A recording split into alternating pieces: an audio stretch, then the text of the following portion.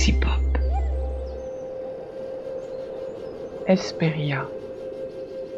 Les lumières de l'hiver brûlant au-delà des clochers et des cheminées à demi détachées de cette sphère terne ouvrirent grandes les portes à quelques années perdues, d'anciennes splendeurs et divins désirs, accouchant de merveilles brûlant de leur riche feu.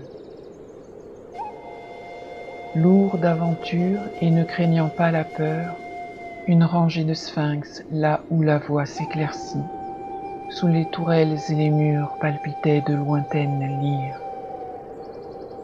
C'était le pays où la beauté s'exprimait en fleurs, là où toute mémoire avait sa source, où la grande rivière du temps prenait sa course, descendant le vide immense dans son lit d'heures étoilées. Les rêves nous en amenaient près, mais d'ancestrales traditions répétaient que l'humain n'avait jamais souillé ces rues.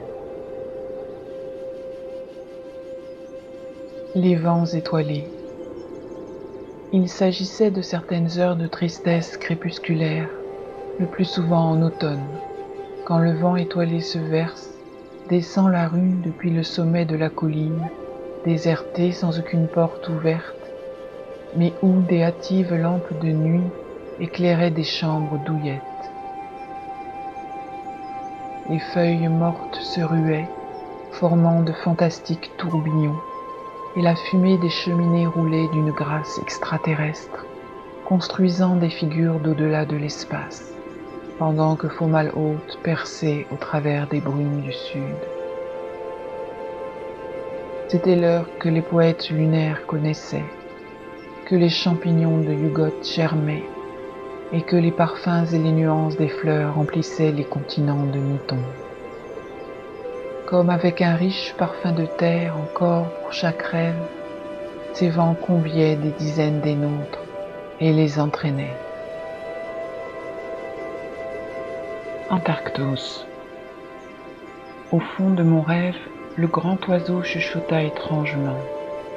Du cône noir au milieu des déchets polaires, s'extirpant de la calotte de glace désolée et morne, poussée par la folle tempête des airs battus et effacés.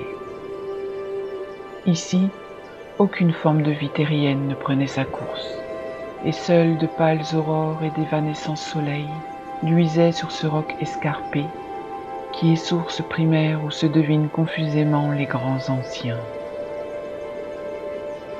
Si les hommes pouvaient l'entrevoir, ils se demanderaient confusément quelle est cette construction délicate de la nature qui s'offre à leur regard.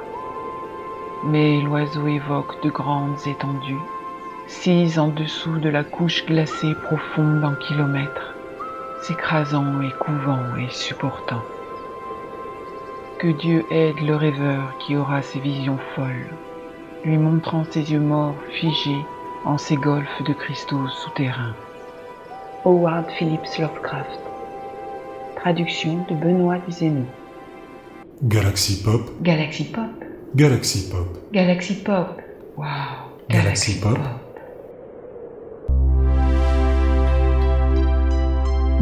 Galaxy Pop.